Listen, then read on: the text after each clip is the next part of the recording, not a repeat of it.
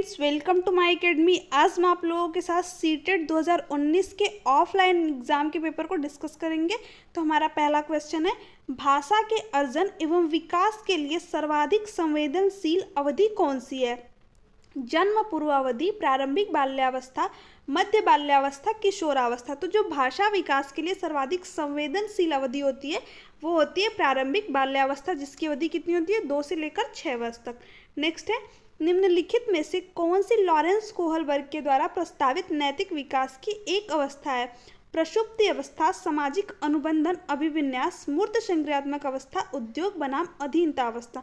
तो जो Lawrence Kohlberg के द्वारा प्रस्तावित नैतिक विकास की अवस्था है वह सामाजिक अनुबंधन अभिविन्यास। तो सेकेंड वाला ऑप्शन जो है इसका राइट आंसर हो जाएगा। नेक्स्ट है, कक्षा में परिचर्चा के दौरान एक शिक्षक प्रायः लड़कियों की तुलना में लड़कों पर अधिक ध्यान देता है, यह किसका उदाहरण है? जेंडर पक्षपात, जेंडर पहचान, जेंडर संबद्धता, जेंडर समरूपता। तो जब एक शिक्षक लड़कियों की तुलना में लड़कों पर अधिक ध्यान देता है तो ये जो है जेंडर पक्षपात का एक उदाहरण है। तो यहाँ पे फर्स्ट वाला ऑप्शन जो है इसका राइट आंसर हो जाएगा।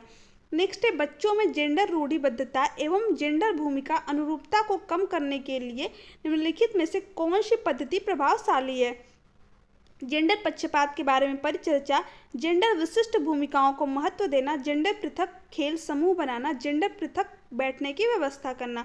तो बच्चों में जो है रूढ़िबद्धता एवं जेंडर भूमिका अनुरूपता को कम करने के लिए जो सबसे प्रभावशाली युक्ति है वह है जेंडर पक्षपात के बारे में चर्चा करना। तो यहाँ पे फर्स्ट वाला ऑप्शन जो है इसका राइट आंसर हो जाएगा। नेक्स्ट है, निम्नलिखित में से किस मनोवैज्ञानिक ने बच्चों को ज्ञान के सक्रिय जिज्ञासु के रूप में देखते हुए उनके चिंतन पर सामाजिक एवं सांस्कृतिक विषय वस्तुओं के प्रभाव को महत्व दिया है? जॉन बी वॉटसन, लेव वाइगोस्की, जीन प्याजे, लॉरेंस कोहलबर्ग। तो यहाँ पे सामाजिक एवं सांस्कृतिक चिंतन की बात हुई है, तो कौन सा ऑप्शन सही हो जाएगा? ऑप्शन नंबर सेकेंड, लेव वाइगोस्की। नेक्स्ट है, जिगसा पहेली को करते समय 5 वर्ष की नजमा स्वयं से कहती है कि नीला टुकड़ा कहाँ है? नहीं, यह वाला नहीं, गाढ़े रंग वाला, जिससे कि यह जूता पूरा बन जाएगा। इस प्रकार की वार्ता की को वाइगोस्की किस तरह संबोधित करते हैं? व्यक्तिगत वार्ता, जोर से बोलना, पाठ, आत्म केंद्रित वार्ता। तो जब बच्चा स्वयं से बात करता है तो इस प्रकार की वार्ता को लेव वाइगोस्की जो है प्राइवेट स्पीच का नाम दिए हैं, यानी कि व्यक्तिगत वार्ता। तो फर्स्ट वाला ऑप्शन जो है इसका राइट आंसर हो जाएगा। नेक्स्ट है, बच्चों को संकेत देना तथा आवश्यकता पड़ने पर सहयोग प्रदान करना निम्नलिखित में से किसका उदाहरण है? प्रबलन, अनुबंधन, मॉडलिंग, पाठ। तो जो बच्चे को संकेत दिया जाता है या फिर आवश्यकता पड़ने पर सहयोग प्रदान किया जाता है तो इसको जो है वाइगोस्की ने एस्केप होल्डिंग का नाम दिया है, यानी कि पाठ। तो फोर्थ वाला ऑप्शन जो है यहाँ पे इसका राइट आंसर हो जाएगा। नेक्स्ट है, निम्नलिखित व्यवहारों में से कौन सा जीन प्याजे के द्वारा प्रस्तावित मूर्त संक्रियात्मक अवस्था को विशेषित करता है? परिकल्पित, निगमनात्मक तर्क, साध्यात्मक विचार, संरक्षण, कक्षा समावेशन, स्थगित अनुकरण, पदार्थ स्थायित्व, प्रतीकात्मक खेल, विचारों की अनुक्रमणीयता। तो यहाँ पे प्याजे की थर्ड स्टेज यानी कि मूर्त संक्रियात्मक अवस्था, इसको कॉन्क्रीट ऑपरेशनल स्टेज भी कहते हैं, तो उसकी क्या विशेषता है? तो उसकी जो विशेषता है वह है संरक्षण और कक्षा समावेशन। तो यहाँ पे सेकेंड ऑप्शन जो है इसका राइट आंसर हो जाएगा।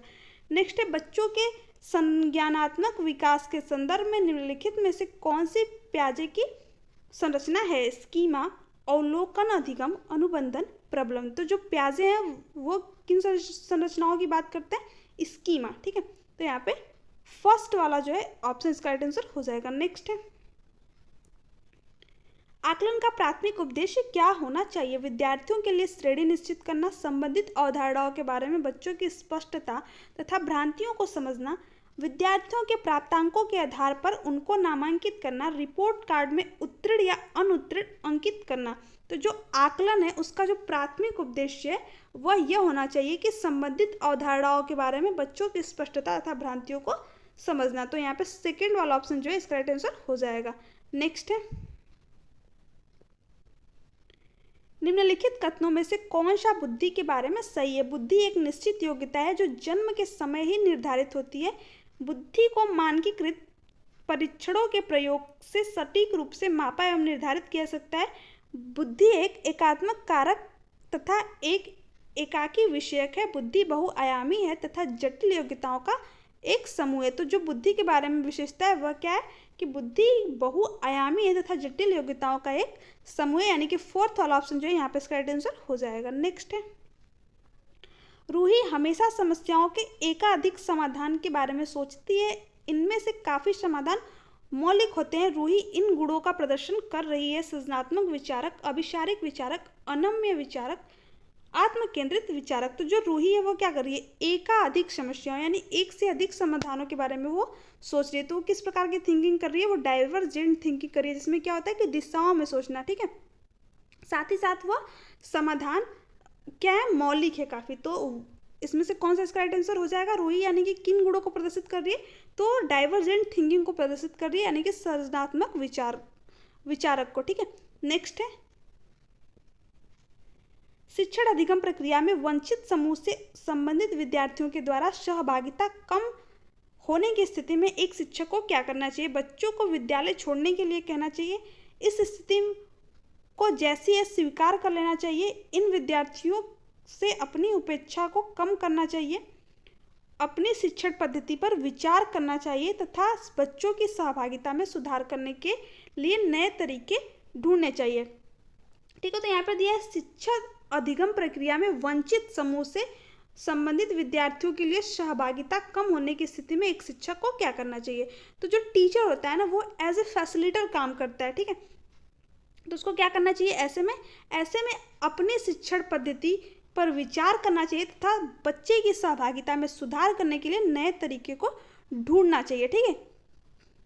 क्योंकि सिस्टम बच्चे के लिए बना है, ना कि बच्चा सिस्टम के लिए, ठीक।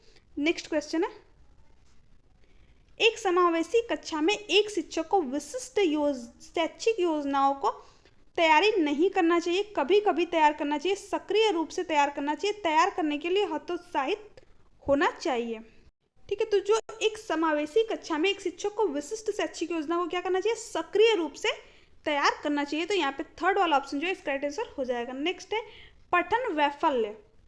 पठन वैफल्य बच्चों के प्राथमिक लक्षण क्या है, न्यून अवधान विकार, अपसारी चिंतन, पढ़ने में धारा प्रवाह पढ़ने की अक्षमता, एक ही गति विषयक कार्य को बार बार दोहराना, ठीक है। तो जो पठन वैफल्य वाला बच्चे का प्राथमिक लक्षण है वो क्या है, धारा प्रभाव पढ़ने की अक्षमता, इसको हम डिसलेक्सिया भी बोलते हैं, ठीक है। इंग्लिश में इसको डिसलेक्सिया, तो आप लोग इंग्लिश को एक बार जरूर देख लीजिएगा।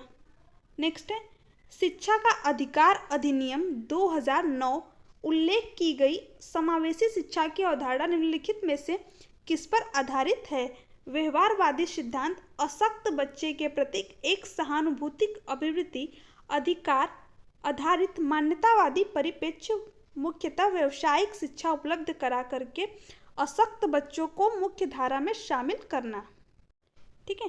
तो जो शिक्षा का अधिकार अधिनियम 2009 है उसमें क्या उल्लेख किया गया है कि समावेशी शिक्षा की अवधारणा जो किस पर आधारित होनी चाहिए, आधिकारिक आधारित मानवतावादी परिप्रेक्ष्य पर आधारित होनी चाहिए। तो यहाँ पे थर्ड ऑप्शन जो है इसका राइट आंसर हो जाएगा। एक बार आप जो है शिक्षा का अधिकार अधिनियम 2009 पढ़ के जाइएगा, क्योंकि इससे जो है क्वेश्चन पूछे जाते हैं।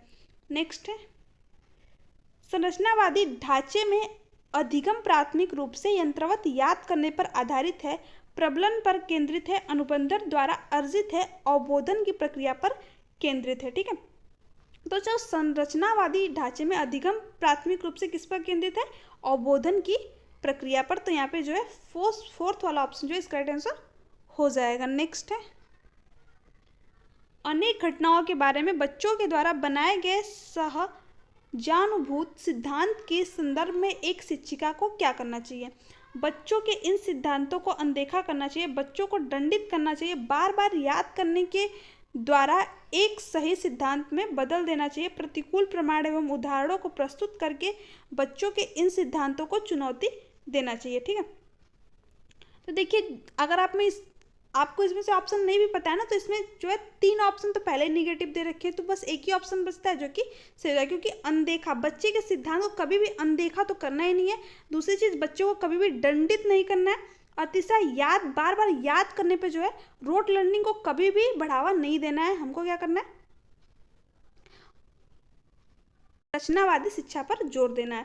तो इसमें कौन सा ऑप्शन बचेगा, ऑप्शन नंबर 4, यानी कि प्रतिकूल प्रमाण एवं उदाहरणों को प्रस्तुत करके बच्चों को इन सिद्धांतों की चुनौती देना चाहिए। नेक्स्ट है, छात्र केंद्रित शिक्षा शास्त्र की क्या विशेषता है? केवल पाठ्यपुस्तक पर निर्भर होना, बच्चों के अनुभवों को प्रमुखता देना, यंत्रवत याद करना, योग्यता के आधार पर विद्यार्थियों की नामांकित करना तथा वर्गीकरण। तो जो छात्र केंद्रित शिक्षा है उसकी ये विशेषता होती है कि बच्चों के अनुभवों को प्रमुखता देना। तो यहाँ पर सेकेंड वाला ऑप्शन जो है इसका राइट आंसर हो जाएगा। इसमें भी देखिए जो फर्स्ट वाला ऑप्शन है उसमें भी केवल पाठ्यपुस्तक पर निर्भर नहीं होना चाहिए, तो ये तो जो है पहले ही निगेटिव दिया तो ये भी गलत हो जाएगा। यंत्रवत याद करना, मैंने अभी बताया कि रोट लर्निंग को कभी भी बढ़ावा नहीं देना है, हमको कंस्ट्रक्टिविज्म जो है क्लासरूम को जो है क्रिएट करना है।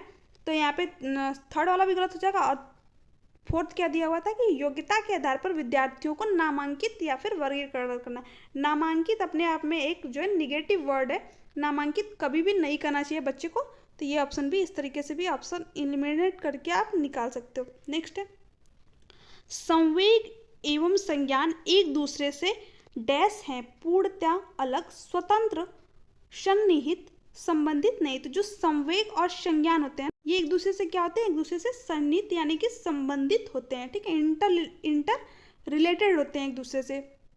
तो यहाँ पे थर्ड वाला ऑप्शन का राइट आंसर हो जाएगा। नेक्स्ट है, संरचनावादी सिद्धांत के अनुसार अधिगम के बारे में निम्नलिखित में से कौन सा कथन सही है?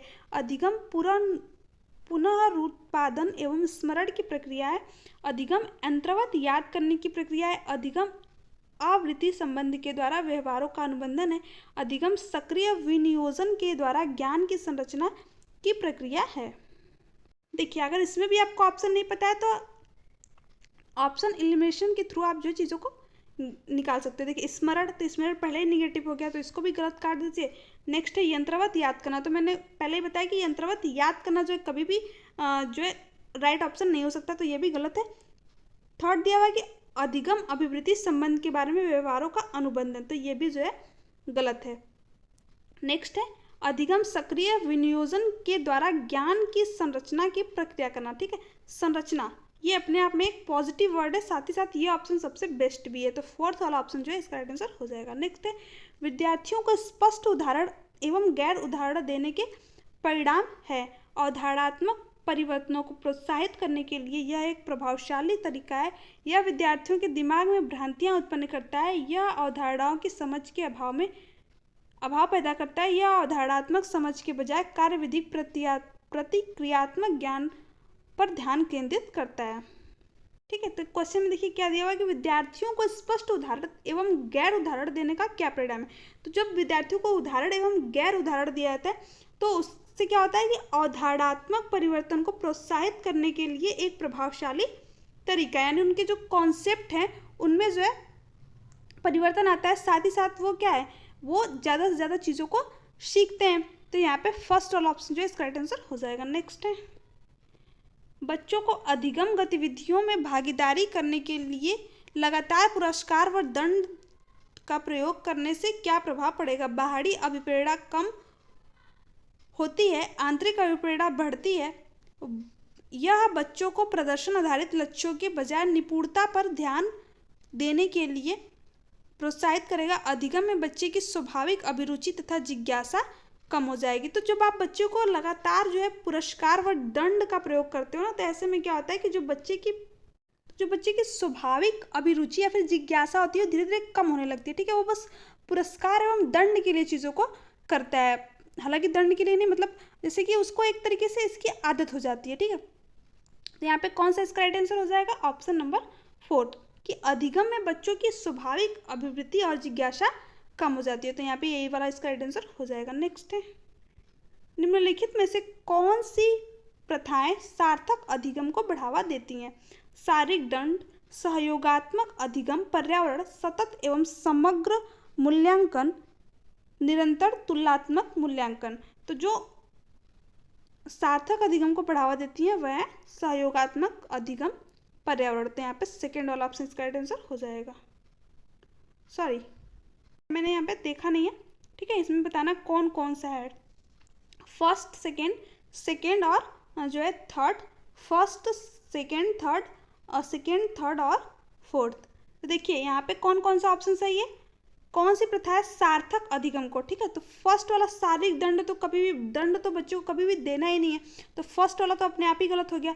तीसरा दिया हुआ है, दूसरा दिया हुआ है कि सहयोगात्मक अधिगम पर्यावरण, तो ये तो सही है। सतत एवं समग्र मूल्यांकन, ये भी सही है। निरंतर तुलनात्मक मूल्यांकन, तो निरंतर तुलना तो कभी भी एक बच्चे से दूसरे बच्चे की करना ही नहीं है, तो यहाँ पे भी गलत हो गया। तो कौन सही हुआ, सेकेंड वाला और थर्ड वाला, ठीक है। तो अगर आपको नहीं भी पता है तो देखिए फर्स्ट वाला ऑप्शन तो पहले ही गलत था, तो यहाँ पे बस आकर के आप देख लीजिए कि कौन कौन इसमें जो है फर्स्ट वाला ऑप्शन है। तो इसमें तो ये तो होगा नहीं ऑप्शन, ये भी नहीं होगा, और फोर्थ वाला ऑप्शन भी गलत था, तो ये वाला भी ऑप्शन जो है नहीं होगा। तो सही कौन था, सेकेंड वाला, ठीक है, जिसमें कि दूसरा और तीसरा सही था। तो यहाँ पे इसका ये वाला इसका राइट आंसर हो जाएगा। नेक्स्ट है, शिक्षक बच्चों की जटिल अवधारणाओं की समझ को किस प्रकार सहज कर सकते हैं। एक व्याख्यान देकर प्रतियोगितात्मक अवसरों की व्यवस्था करके बार बार यांत्रिक अभ्यास के द्वारा अन्वेषण एवं परिचर्चा के लिए अवसर उपलब्ध करके, ठीक है। तो जो शिक्षक है वो बच्चों की जटिल अवधारणाओं की समझ को किस प्रकार सहज कर सकते हैं, अन्वेषण एवं परिचर्चा के लिए उनको अवसर उपलब्ध करा के। तो यहाँ पे फोर्थ वाला ऑप्शन जो है इसका राइट आंसर हो जाएगा। नेक्स्ट है, एक प्राथमिक विद्यालय की अध्यापिका बच्चों को एक प्रभावशाली समस्या समाधानकर्ता बनाने के लिए किस प्रकार से प्रोत्साहित करेगी। प्रत्येक छोटे कार्य के लिए भौतिक पुरस्कार देकर, केवल प्रतीकात्मक ज्ञान पर बल महत्व देकर, गलत उत्तरों को अस्वीकार करके एवं दंडित करके, बच्चों को सहानुभूति अनुमान लगाने के लिए प्रोत्साहित कर तथा उसी पर आधारित विचार मंथन करके, ठीक है। तो इसमें जो इसका राइट आंसर है वो कौन सा हो जाएगा, ऑप्शन नंबर, क्या दिया हुआ है यहाँ पर, पहले क्वेश्चन को पढ़ लेते हैं कि एक प्राथमिक विद्यालय की अध्यापिका बच्चों को एक प्रभावशाली समस्या समाधानकर्ता के लिए किस प्रकार को प्रोत्साहित करेगी। तो भौतिक पुरस्कार तो इसमें देना ही नहीं है। नेक्स्ट है, केवल प्रतीकात्मक, तो ये भी गलत है। गलत उत्तरों को अस्वीकार करके दंड तो देना ही नहीं बच्चों को, ठीक है। तो बचा क्या, ऑप्शन नंबर फोर्थ। तो यहाँ पे ये वाला इसका जो है राइट आंसर हो जाएगा। नेक्स्ट है, निम्नलिखित अवधि में से किसमें शारीरिक वृद्धि एवं विकास तीव्र गति से घटित होता है। शैशव एवं प्रारंभिक बाल्यावस्था, प्रारंभिक बाल्यावस्था, मध्य बाल्यावस्था, मध्य बाल्यावस्था एवं किशोरावस्था, किशोरावस्था एवं वयस्कता। यहाँ पे क्या दिया हुआ है, शारीरिक वृद्धि एवं विकास, ठीक है। तो शारीरिक वृद्धि जो है तीव्र गति से, और विकास जो है कब घटित होता है, जब शैशवावस्था या फिर प्रारंभिक बाल्यावस्था में बालक होता है। तो यहाँ पे फर्स्ट वाला ऑप्शन जो है इसका राइट आंसर हो जाएगा। नेक्स्ट है, निम्नलिखित में से कौन सा विकास का सिद्धांत नहीं है। विकास जीवन प्रयत्न होता है, विकास परिवर्त्य है, विकास आनुवंशिक एवं पर्यावरण दोनों के द्वारा प्रभावित होता है, विकास सार्वभौमिक तथा संस्कृतियाँ इस संदर्भ में इसे प्रभावित नहीं करती हैं, ठीक है। तो इसमें जो है पूछा हुआ है कि कौन सा विकास का सिद्धांत नहीं है। तो विकास जीवन पर्यंत होता है, ये तो विकास का सिद्धांत है। विकास परिवर्त्य यानी कुछ हद तक जो है, तो जो यहाँ पे परिवर्त्य दिया हुआ है ना, यानी कि कुछ हद तक ये मॉडिफिएबल है, ठीक है। तो ये बात भी सही है। विकास आनुवंशिकता एवं पर्यावरण दोनों के द्वारा प्रभावित होता है, ये भी सही है। विकास सार्वभौमिक है तथा संस्कृतियाँ इसे प्रभावित नहीं करती, ये बात जो है गलत है, और यही वाला जो है इसका राइट आंसर हो जाएगा क्योंकि इसमें नहीं पूछा हुआ था। तो फोर्थ वाला ऑप्शन जो है इसका राइट आंसर हो जाएगा। नेक्स्ट है, व्यक्तिगत विभिन्नताओं का प्राथमिक कारण क्या है। लोगों के द्वारा माता पिता से प्राप्त आनुवंशिक संकेत पद्धति या फिर कोड, जन्मजात विशेषताएं, पर्यावरणीय प्रभाव, आनुवंशिकता एवं पर्यावरण के बीच जटिल पारस्परिकता। तो व्यक्तिगत विभिन्नताएं का जो प्राथमिक कारण है वो क्या है, आनुवंशिक एवं पर्यावरण के बीच जो है जटिल पारस्परिकता, क्योंकि दो जुड़वा भाई भी एक जैसे नहीं होते हैं, उनमें कुछ ना कुछ डिफरेंसेस, व्यक्तिगत विभिन्नताएं जो देखने को मिलती हैं। व्यक्तिगत विभिन्नताएं होती क्यों है, क्योंकि हेरिडिटी और इन्वायरमेंट की वजह से जो है हमको मिलती हैं। तो ये क्या है, इन्हीं दोनों का गुणनफल है। तो ये वाला जो है इसका राइट आंसर हो जाएगा। नेक्स्ट है, निम्नलिखित में से कौन सा द्वितीयक समाजीकरण एजेंसी का उदाहरण है। परिवार एवं पास पड़ोस, परिवार एवं मीडिया, विद्यालय एवं पास पड़ोस। देखिए इसमें अगर आपको कुछ भी नहीं आता है ना तो बस एक वर्ड पकड़िए, द्वितीयक समाजीकरण दिया हुआ है। तो देखिए स्कूल जो है ना वो हमेशा द्वितीयक कारक के अंतर्गत आएगा। किसके अंतर्गत, द्वितीयक कारक के अंतर्गत, ठीक है। और जो हमारी फैमिली है ना, परिवार, वो हमेशा जो है प्राथमिक कारक के अंतर्गत आएगा। तो आपको इसमें कुछ भी नहीं करना है, बस देखिए कि स्कूल कहाँ पे दिया हुआ है, यानी विद्यालय कहाँ पर दिया हुआ है। तो ऑप्शन नंबर जो है थर्ड में जो है विद्यालय दिया हुआ है, तो बस यही वाला इसका राइट आंसर हो जाएगा, क्योंकि द्वितीय कारक पूछा है तो स्कूल द्वितीय कारक के अंतर्गत आता है। तो इसमें कुछ भी नहीं करना है, यहाँ से जो है 1 से 2 नंबर के ये जो है क्वेश्चन इसके आते हैं, तो ये इसको आप बहुत ईजिली कर सकते हैं। बस 2 चीज़ें ध्यान में रखकर, स्कूल द्वितीय कारक के अंतर्गत और फैमिली जो है प्राथमिक कारक के अंतर्गत। ठीक है, सो ये फ्रेंड्स ये थे आज के सीडीपी के कुछ इंपॉर्टेंट क्वेश्चन, जो कि ये जो 2019 सीटेट के ऑफलाइन एग्जाम वाला पेपर था। बाकी जो आगे के सब्जेक्ट है उनको हम नेक्स्ट वीडियो में डिस्कस करेंगे। आज के लिए इतना ही। अगर आपको वीडियो अच्छी लगी, चैनल को सब्सक्राइब कीजिए, वीडियो को लाइक एंड शेयर कीजिए। Thanks for watching me.